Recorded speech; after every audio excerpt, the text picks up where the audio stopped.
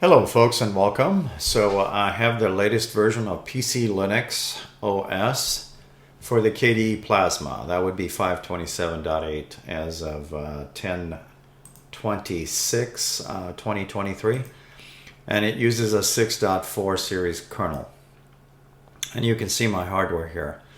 So today I'm going to talk about how to create an instantaneous power key, talk a little bit about power widgets, and also altering the time. It's normally set for 30 seconds, whether you are doing it from here or the menu. That part doesn't matter. This is normally defaulted to 30 seconds. And you can alter that to whatever time frame you want. Not everything may be everybody's cup of tea, but I'm going to show you all of this stuff really slowly for any user. Okay? So I am filming in 1920 by 1080, so you can adjust your YouTube player accordingly with that gear symbol, since a lot of them default to 460. You are watching this video on Linux for Seniors. So this is just a watermark. Hopefully you can see this circle right here that I'm circling with my mouse, down here over the time and date thing. If you can see that, then you can click to subscribe. If you don't see that icon here, then you're watching that on someone else's channel or website. But if you do see that downstairs, you can click that to subscribe. And what do you find on Linux for Seniors? What kind of videos do I have? I have over 250 videos on all kinds of Linux subject matter. Okay? So today I'm going to talk about how to create this power key. You just double click it and it powers down your system, no questions asked. I will show you how to add a widget if you don't know how to do that. I'm also going to show you how to edit this time because it is not found in the settings. It's not easily editable, in other words. May not be everybody's cup of tea, but it defaults to 30 seconds. And if you're good to go with that, then you're probably good to go with most of this video. Minus maybe wanting to know how to do one of these or maybe a widget. But if you want to know how to edit the time also, I encourage that you watch the video in its entirety. So again, Linux for Seniors. That's the channel you're watching. So let's start with the widget thing. I'm going to remove that thing and create it from scratch. Right-click on your desktop, add widgets. Scroll about 3/4 of the way and look for this round circle that says lock and log out. Click and drag and drop it on your desktop. And close that box and then right-click and enter edit mode. And then grab a hold of one of the resizing ears and basically resize that to your heart's content. Okay, so however large you want it and whatever position you want it, if you want to use this. So I'll make it a little bit skinnier and I'll throw that over here and close. So this is a pretty simple widget. It just has the lock screen and this is a multi-function. So if I don't do anything in 12 seconds, it's going to shut down. I can also force it or click the other ones. I just need to do something before it hits 0. Now, that timer and this timer are linked by a file. And I'll show you where that location is a little bit later. So I got, 12, 13 seconds currently set for that. We'll find that out a little bit later. But how do you make one of these and what is it? Well, first of all, it's a 2-line script file with an icon. So let me talk about best practices first. Anytime you play with power keys like these, or just generally shutting down your system, you should always save your files. Save your open documents, your open files, your web browser stuff. Whatever you have open, save the stuff before using power keys, power options. All right, so this one here is going to be triggered by me double clicking, not single. This is a single click, but this is a double click and so is the file manager. You can see it didn't activate. Under default conditions, PC Linux has this setting here under workspace behavior, not yours, to set to single. A lot of Linux distros have adopted the double click, which I'm actually pleased to see that they've adopted the double click, because there's so many things that you can do with the double click and so many risks that you run using the single click, because sometimes it mistriggers on your file manager sometimes too. So this is my preferred. And I get why people want to do this. Okay, that's fine. But whenever you're using things like this, my recommendation is to use this. Okay, that is my preferred on all Linux distros. Now I'm going to proceed. So I have this set because the apply button is not lit up, but if I change that, the apply button lights up. Okay, so far so good. Okay. Single click on the widget, double click on this icon, double click on this icon, double click on this file. So let's open up Dolphin for a second. I'm going to go to the home folder. Hopefully you've seen some of my videos. Double click to resize instead of doing that thing. Click and hold and drag it up, click and hold and pull it down. Right click, more actions, resize. Just a couple of tips for you. All right, I'm going to open up the documents folder. So I created a folder called scripts. You can call it whatever you want. I created a text file. That's what this is. Right click, create new text file. Use whatever text editor that you want, not a word processor. I'm going to open this file and show you how simple this is. It's just 2 lines. This is kwrite. Kwrite is what? It's a text editor. Sorry, wrong icon. It's a text editor, simple text editor. You can use whatever you want. Hopefully that's large enough for you. So line 1 is what I call the bin bash statement. It's a pound exclamation point. What that means is on your keyboard you can hit shift and number 3 turns into a pound, and shift and number 1 turns into an exclamation point. Put in a /, normally found somewhere close to your enter key or your right shift key on your keyboard. There are no spaces in here, so it's pound exclamation point /bin /bash. Bash stands for born again shell, and bin is where it's located. So you need the bin bash statement to start off, and this is the command for turning off your system. Power off lowercase, all one word. Save the file. I suggest using a simple name. You can call it X if you like. But before you continue, right click, properties, permissions, and make sure that you activate is executable. Otherwise it will not work. Okay, and then hit OK. Now you can double click and you can actually run it. My suggestion, if you try this, is to save your documents before you proceed. You can also open that to re-edit that. That is why I do not click this. That's why I like the option. But I don't normally run this in here. I'm going to make a fancy link with a fancy icon on it. How do you do that? Right click, create new something. That new something is going to be called link to location URL, Universal Resource Locator. I don't use the link to file or link to app because I like this one because I can edit the icon rather easily. It only has 2 lines. I also use this to make what I call a poor man's web icon, but that's another story.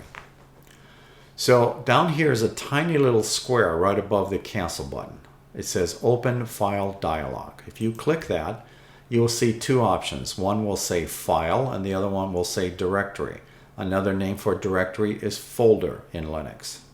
Click the file and go locate your file wherever you saved it. I saved mine in the scripts directory, and it's called poweroff. Another name for the scripts directory is scripts folder. Open. It takes on the name of the file, so I'm going to change the front end of it. You can call this X if you like. I'm going to put a P there. Then I'm going to scroll to the end and put the number 2, so I know this is a different icon than this. And then I'm going to hit OK. It's going to take on the generic black icon. If you're good to go, you can use this icon. This is the same thing. Both of these are identical. This one just has a fancier icon than this one. Okay, I'm going to right click, and it'll probably take me longer to talk about this, but this is for you folks that either create icons or edit icons. Click that. Pick something from the system. You want the alien? You got it. Same. It's going to perform the same action. It's just a different icon. I'll click that again and I'll pick the orange this time. Again, it's just an icon. Right click, properties. There is a shutdown icon. There's actually two of them. So if you type in SHUT, you can change this applications to all, and you will see the thinner one or the thicker one. However, these are white icons. So I'm going to use the first one here. Now my PC Linux wallpaper or background is blue, so this works fine. However, you could have wallpaper that has a lot of white or gray in it.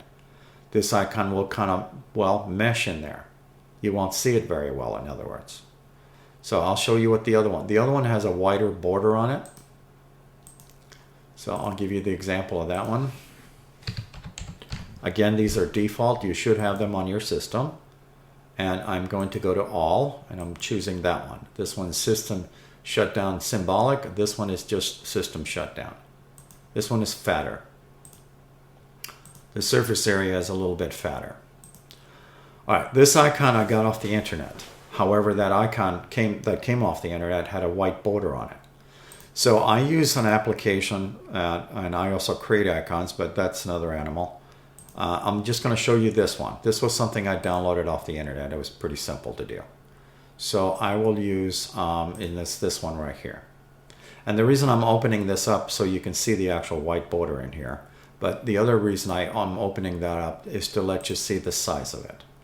So if you're in the market of downloading an icon, you may want to look for similar sizes.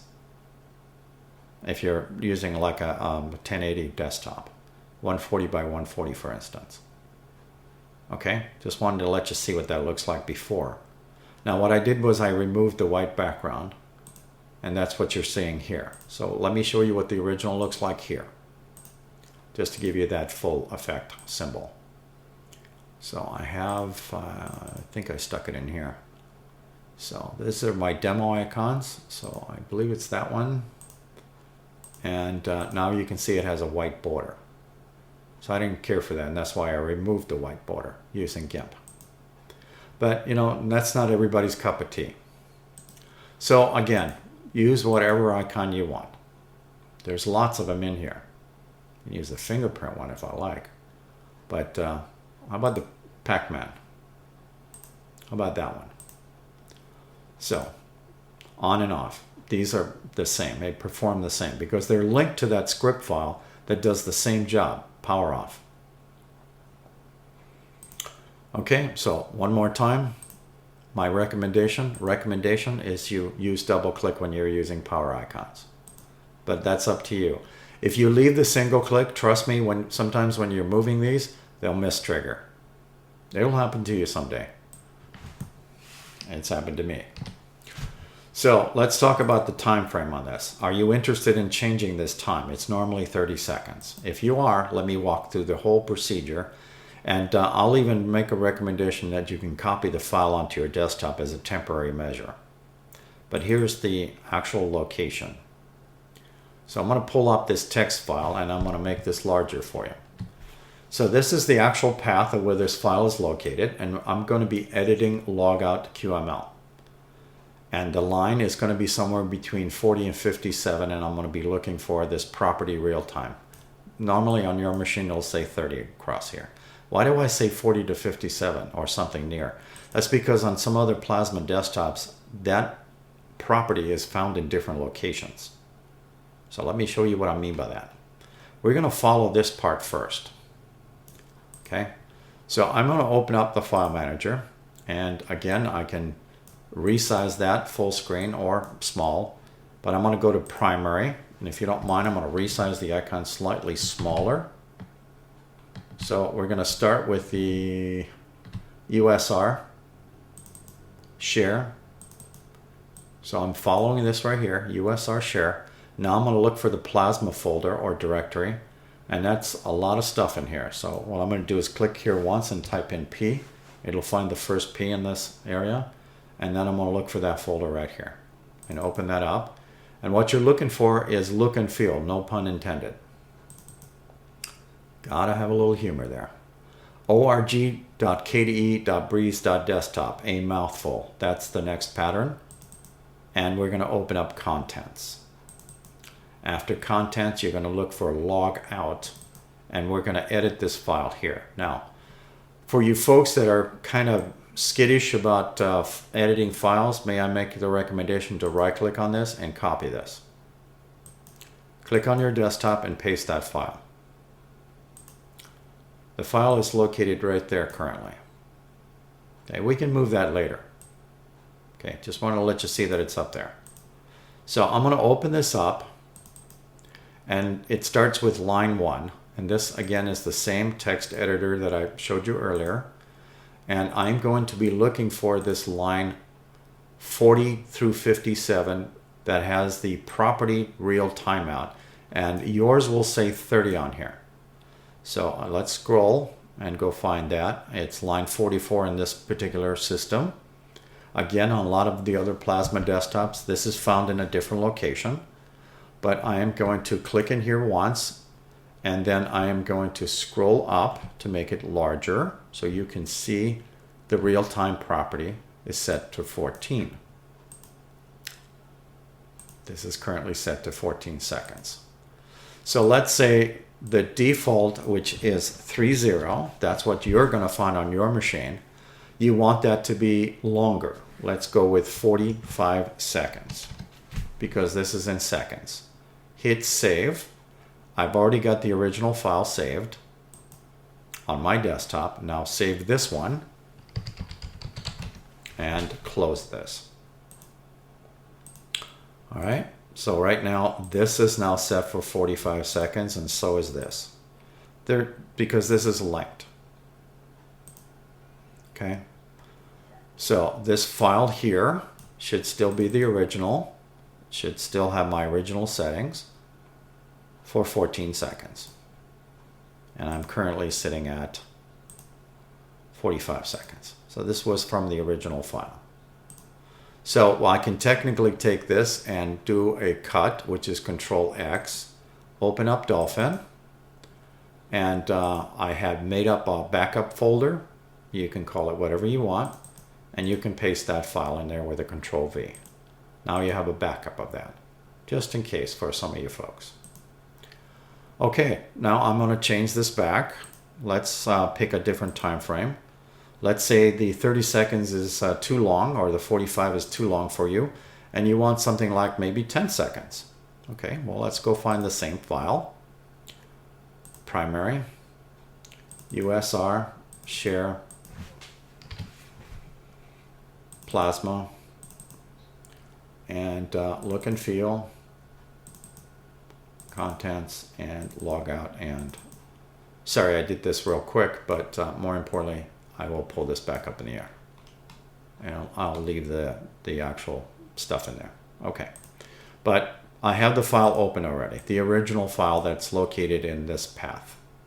So I'm going to go to line 44, I think, on this system, which is 45 seconds. And again, I'm going to make this larger for you so you can see what I'm editing. And we're going to change that to, let's say, 11 seconds instead of 10. And we'll do a save. Again, this is immediate. So be careful editing other stuff if you're not too sure how to edit this file. This now should be 11 seconds. And it is. And so is this. If I leave this alone, 11 seconds from now it'll shut down without me clicking anything. The same thing goes in here. Again, this is defaulted to 30 seconds. If you're good to go with that, then you can ignore the rest of this video, or the most of this video. Let's put it that way. But at least I showed you where that setting is, so in case you wanted to alter that. So use caution when you're using this one, again, especially if you're using single clicks.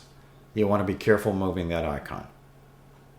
Again, I'm not telling you how to operate your desktop. I'm just telling you that my experience with single click turned on, when you're moving icons like that, will miss trigger once in a while, and they'll shut down your system. But if you have double click on, at least you can move these around confidently without having to trigger it unless you double click on it. All right, that's all I have to say. Thank you for watching.